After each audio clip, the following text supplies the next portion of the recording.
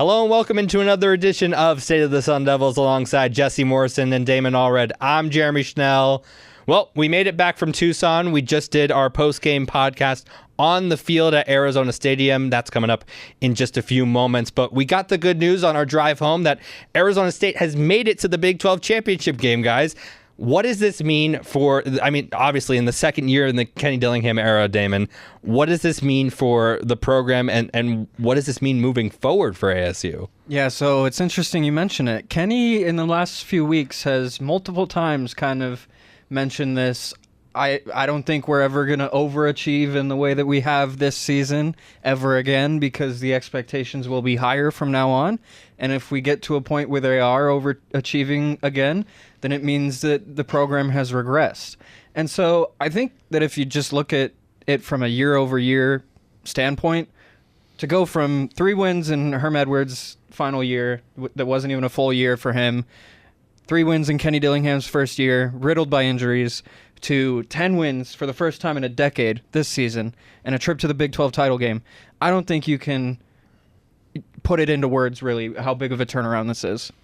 I'm going to go more macro here, I guess I'll say. Just, it's really fun. It's really cool for ASU fans that have not done a lot of winning. You know, Arizona sports fans that have not done a lot of winning.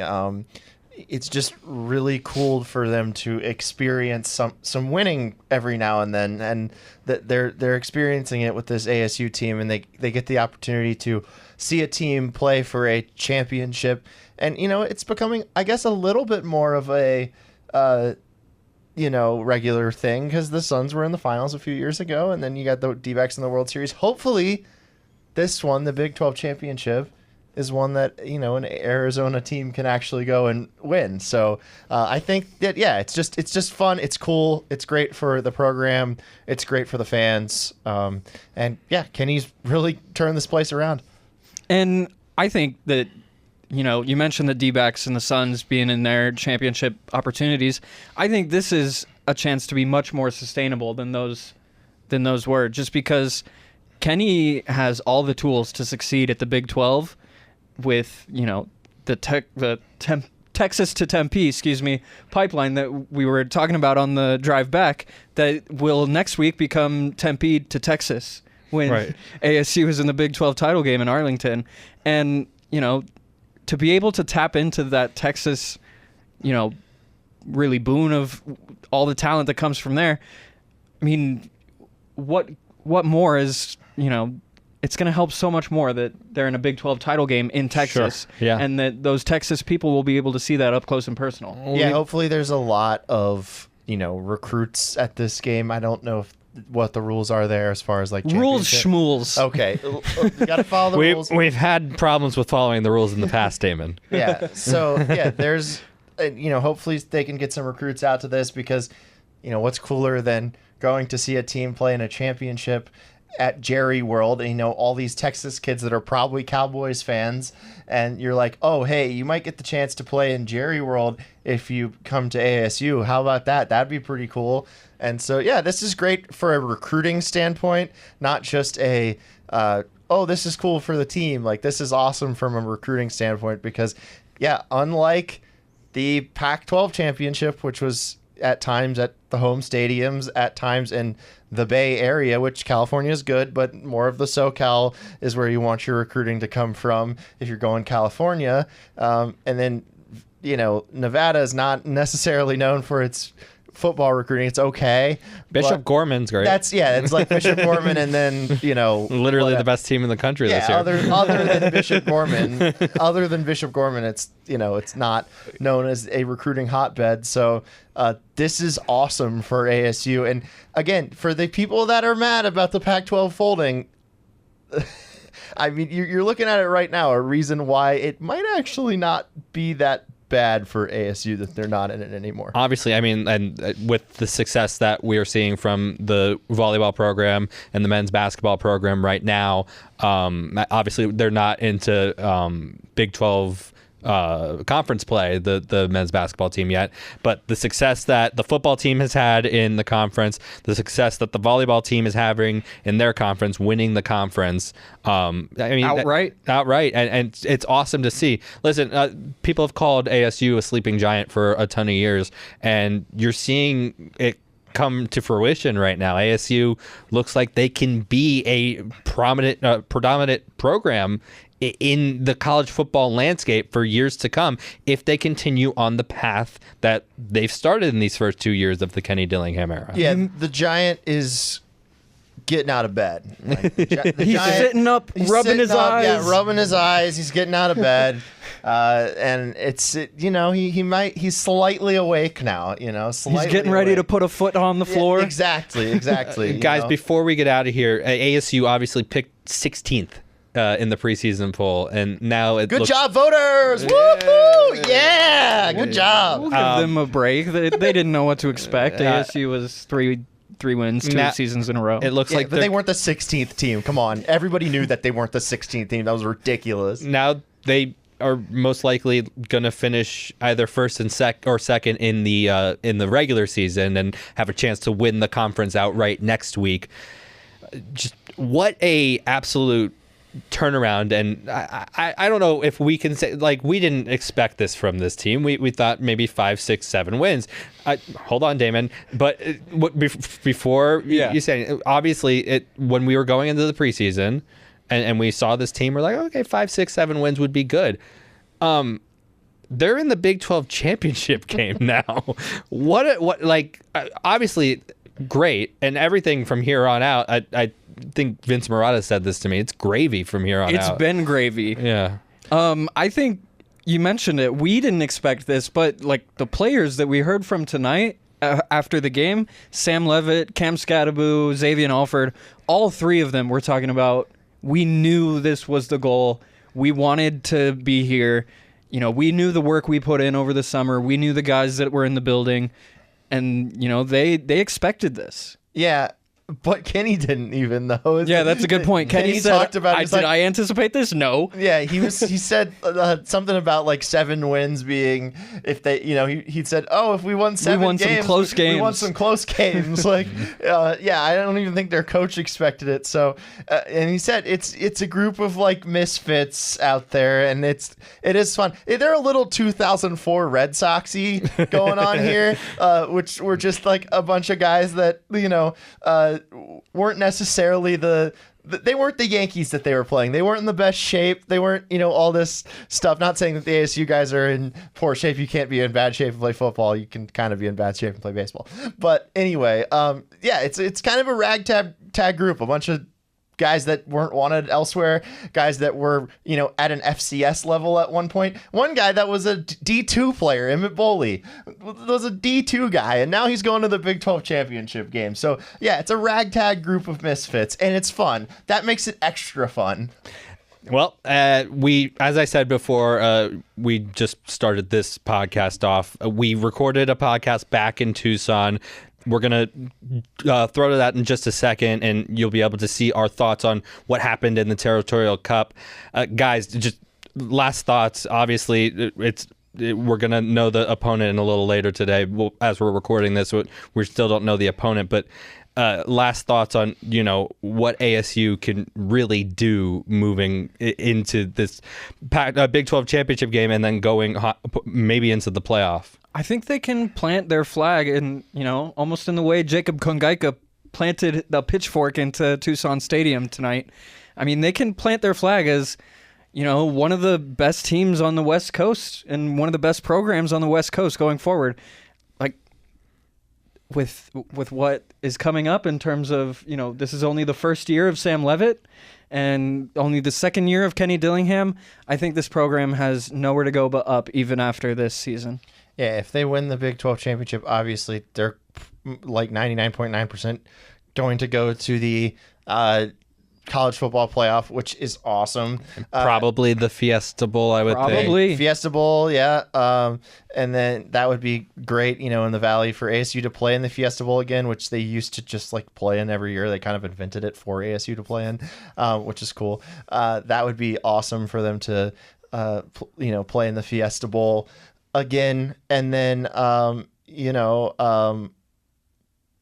it's gonna be. Yeah. I mean, it's gonna be awesome to see, honestly. And throughout the week, we'll have updates on ArizonaSports.com and all over the Arizona Sports YouTube channel and everywhere you get all the social media stuff that you can see. Obviously, I was stumbling over my words for a second. Yeah, I remembered what I was gonna say. If they lose next week, they still have won 10 games this year and have a chance for an 11th win in their bowl game. So that's still pretty freaking cool. Throwing it back to past Jeremy, Jesse, and Damon in Tucson right now. A 49-7 win for Arizona State over Arizona here at Arizona Stadium in Tucson. What a win it was, Damon, and it was really just the run game that really got it going. We talked about that before the game, Jesse. You brought it up before last game and before this game. If ASU could run the ball, they were going to have a pretty good chance to win this game. Yeah, and Cam Scadaboo had a great game, 3 more touchdowns in the first half. But it was Kyson Brown. He had a huge game, which was awesome to see because we kind of been waiting for the breakout of these two guys, to be kind of a dynamic duo. And we hadn't really seen it until this game. And Cam's, this is his last season here. So ASU's going to need, that number 1 running back next year. And Kyson kind of showed that he could be that guy today. And it was really fun to see him get going. And then obviously Cam just did what Cam does, bulldozing over people. It was really fun to watch him play again today. Which, by the way, Ryan Fitzpatrick told everyone to watch him play today on Twitter. So did Nick Saban. So Nick Saban earlier on game day, and then Ryan Fitzpatrick. So ASU's being noticed. This is cool. This is different. This is new territory. Absolutely. Obviously, 21 carries, 177 yards for Scadaboo, the 3 touchdowns, all in the first half again today, Damon. And then, Jesse, to your point, Kyson with 8 carries, 100 yards. He was fantastic today. Almost got in to the end zone, but, I mean, he'll take the 100, the century mark for today, Damon. Yeah, the 100 yards is a career mark for him after, I believe, 63 was his last career high that he had in the Oklahoma State game. He just was gashing Arizona's defense run after run after run. It felt like every single run was a first down. And, I mean, just his speed was on display.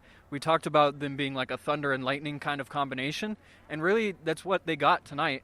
You hope that they can propel the same kind of thing into a bowl game or a Big 12 championship game, and that's just what this running back room is now. Yeah, Jesse, actually, I wanted to talk to you about the physicality that ASU ran with and the offensive front, the offensive line, being able to create holes for those backs as well.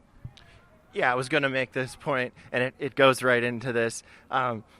I would say it's more thunder than more thunder because it's I don't know if I'd call these two guys thunder and lightning. They're both extremely physical, and yeah, the O-line did a great job for sure today. Arizona just kind of didn't look like they wanted to be here, especially in the first half. I was like, this is a rivalry game, guys. Do you know that? But yeah, ASU just kind of had their way with U of A today, and it was. The offensive line did a great job, but also it was, again, the yards after contact that we saw from both those guys today, Brown and Scadaboo. Yeah, I can hear Wolf in my head talking about the physicality that we saw out there today. Levitt had himself a pretty good game as well. I mean, 17 for 22. Probably, I think that's his best completion percentage of the year. And 3 touchdowns himself. He was spectacular today. Yeah, Sam looked great behind that O-line. Like we mentioned, Leif Fautanu playing in his last regular season game. I mean, just the amount of work they put in up front to protect Sam. And Sam, I mean, countless times that he scrambled out of what appeared to be sacks and found something else, even if it was just an incompletion. I think his ability to continue to see the field well and make good decisions is proving to pay such good dividends for this ASU offense. Jesse, I wanted to, again, talk about the defense, and we were really worried about what we were going to see from the secondary today. They were locked down, and I know Noah Fafita, he kind of had his struggles overthrowing some receivers, some very wild passes, I thought. What did you see, though, from the secondary that kind of held this wide receiver core in check, especially Tetairoa McMillan?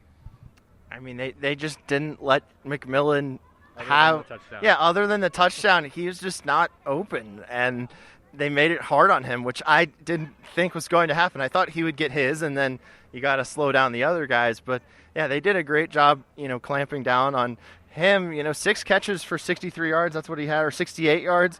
That's what he had. I mean, that's one of his not so great performances this season. So props to the secondary, props to the pass rush too. The pass rush got there. They didn't necessarily get a whole bunch of sacks, but they made it hard on Noah Fafita. And he's not the tallest of guys, and I think that played a factor. What is it with short quarterbacks overthrowing receivers? I mean, we see it with Kyler sometimes, and we saw it with him today too. I know exactly. They're trying to overcompensate for their height. They're trying to make sure that they get it over the line when their hands go up. And we talked about this before the game as well, guys. When the defensive line's hands go up, it makes it more difficult for the shorter quarterback to throw it over those hands. Now, Damon, I want to hear your thoughts on the secondary and what you saw from them today as well. It felt to me more like McMillan getting a bit of his own, and, he had that touchdown in the second half. It felt like he was getting a little bit of action where he could. Obviously, the game started with that jailbreak screen to him, and then he had an end-around pass attempt, which was wild to see. But really, just ASU's ability to bend but not break kind of actually worked for one of the first times, I think, this season, in terms of just allowing so few points. There haven't been many games where they've allowed single-digit points. I think this and the Wyoming game are the only ones, if memory serves. But, on the other side of the coin here, we have to talk about one of, maybe the most worrying thing to happen to this ASU team so far this year, which is Jordan Tyson going out with what appeared to be an arm or shoulder injury of some sort after he caught a ball and landed on it and was landed on by some guys as well. If he's not able to go in whatever postseason ASU goes into, it's going to be so tough to operate offensively without just such a lethal star weapon like that. I think, the good signs today were there about Guillory getting some. Well, they could just give it to Eusebio. Yeah, I was going to mention him next. His first catch goes for like a 60-yard touchdown.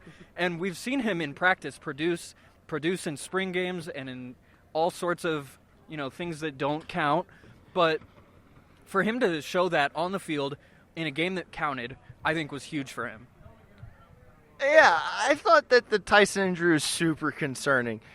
But then I kind of saw some of the other guys do some things that gave me some hope. Yes, it would be probably impossible for them to win without him, or win a postseason game against a good team. I mean, they could obviously beat Wyoming again. But I did see some guys that I'm like, okay, they can make some plays without him, and if they run the ball, who knows? I think, again, it's probably unlikely, but who knows? Again, we saw Eusebio make a great play.